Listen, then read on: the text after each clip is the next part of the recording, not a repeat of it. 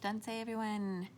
So this is my little video for my signature Clifton strengths that we did, and the ones that came out as a result of the quiz that we answered. And I reflected on my strengths a little bit differently, seeing as I use art therapy in my practice.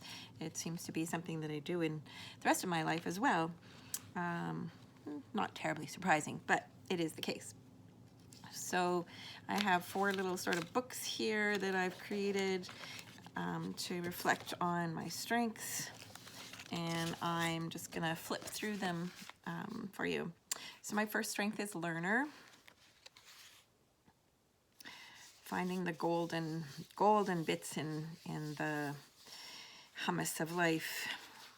And my practice with these little journals is to create these little mini accordion journals, where I go through some magazines that I have laying around, and I have learner and the definition that Clifton Strengths offered, which was that I love to learn. The subject matter interests me the most, and whatever subject I look into is determined by themes and experiences, and I'm always drawn to the process of learning. The process is more than the content or the result, and this is certainly the case for these. This is definitely a process that results in me learning a whole lot about myself, the variety of perspectives that I can have around what learner is. And as I go through the images, I learn about the words, the meanings, the directions, the perspectives, the vast array of depth and altitudes, etc., that I can go with it. So I went through the magazines and I chose different images, like this one. I chose this chicken and the eggs, and that age-old question of the chicken and the egg is sort of represented in here, as well as the variety of color, and the fact that this chicken is looking and is curious and has some intensity and is studying and also is potentially appreciating carefully. It's fascinated, inspired, and it's an existential question.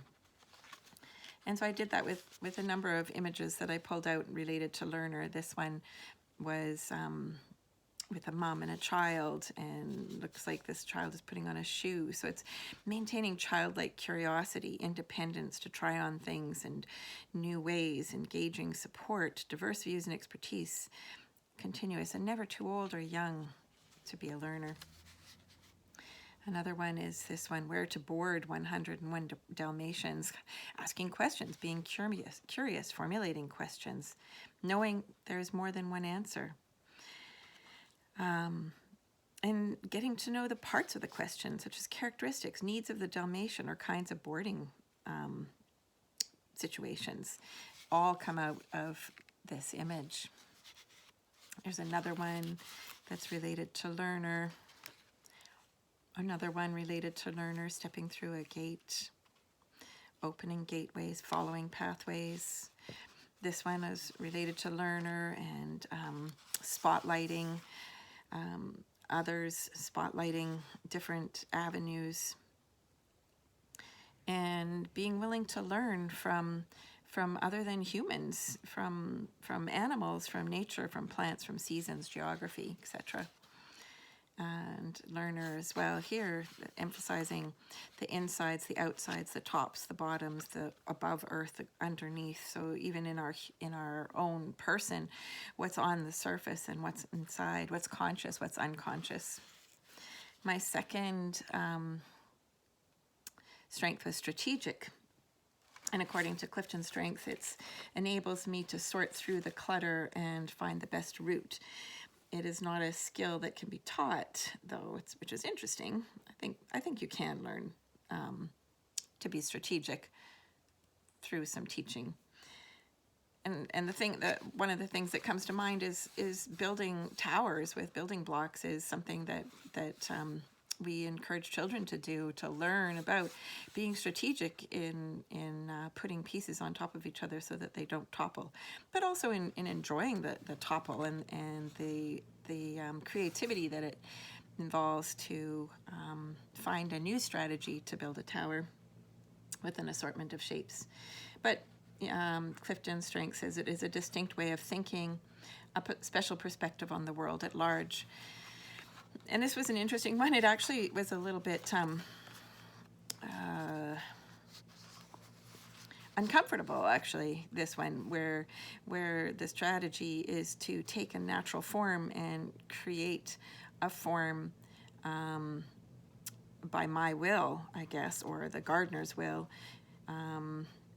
into something, into a strategy. But as I considered it, I looked at the strategic as being creating with a plan, that it's stabilized, that it's a possibly blend of the natural and the unnatural to create shape. And sometimes it's manipulating and trying out options, not necessarily going with the natural flow, and developing interventions toward goals. It is strategy, and there's some words in there that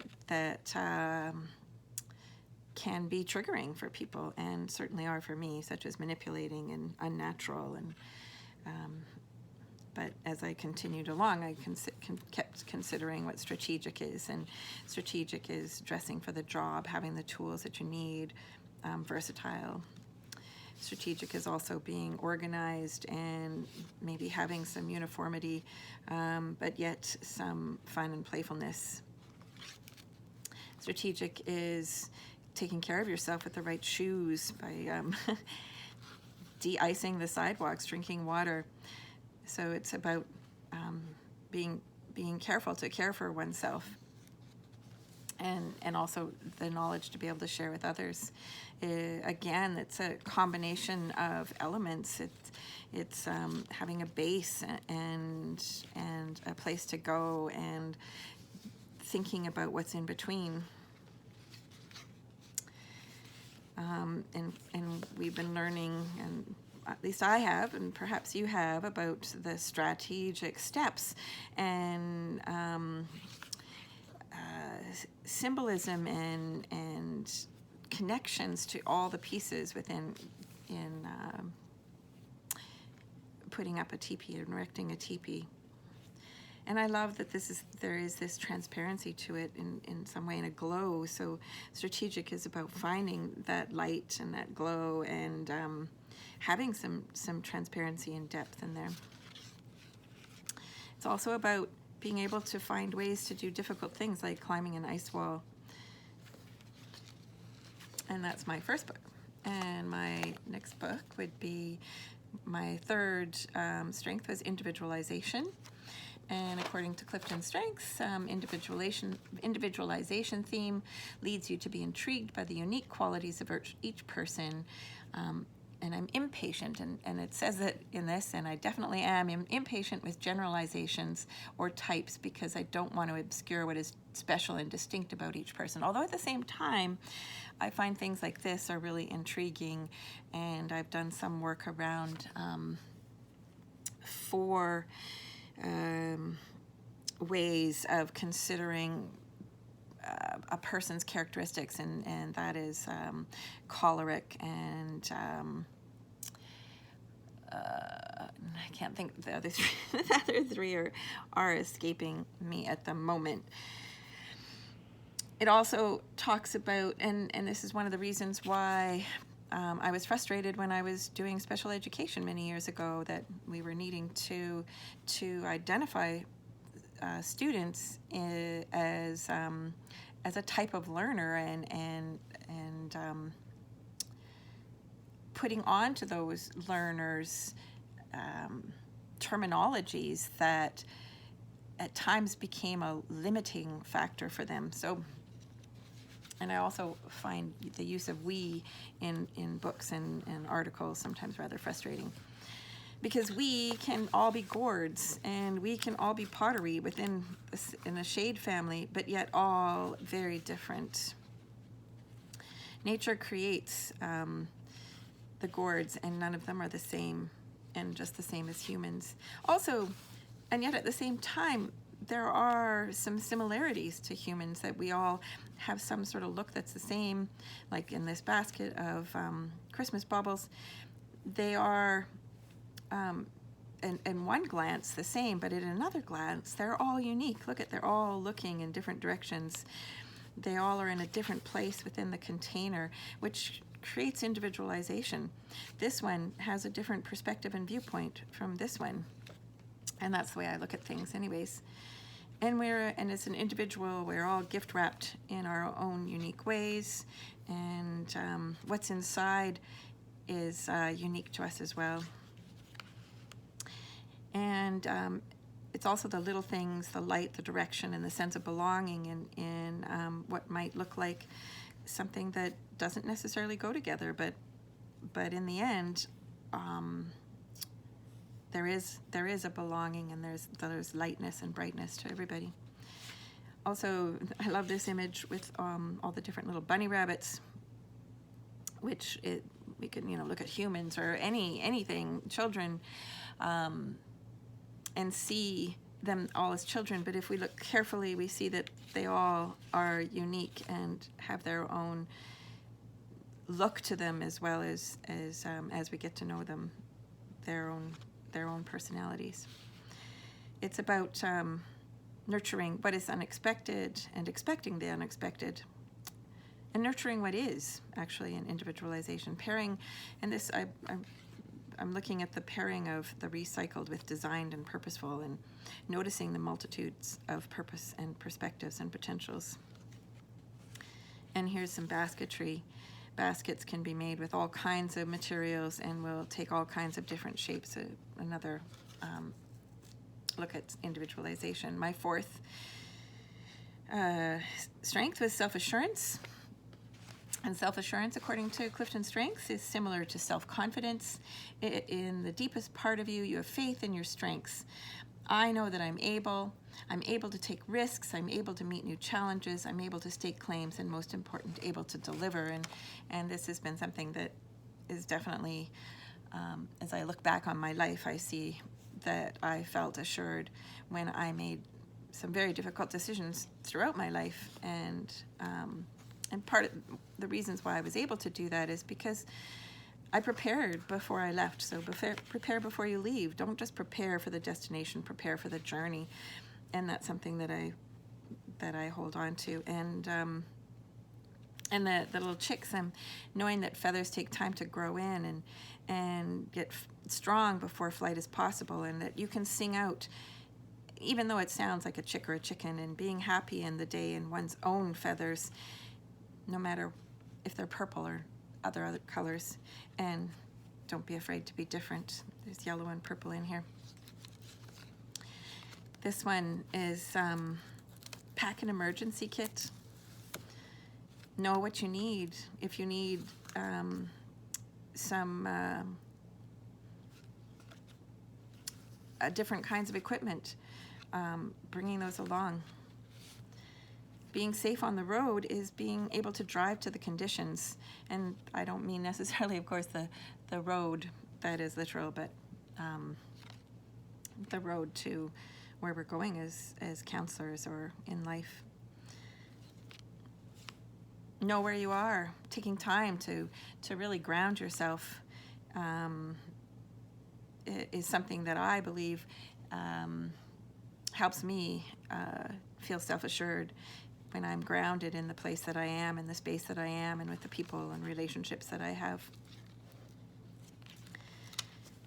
Self-assurance is about shining your light, shining light into the situation, taking time to ponder and reflect, giving light and letting others' light shine, and taking time to rest, because troubled times require rest, but also bring out the best.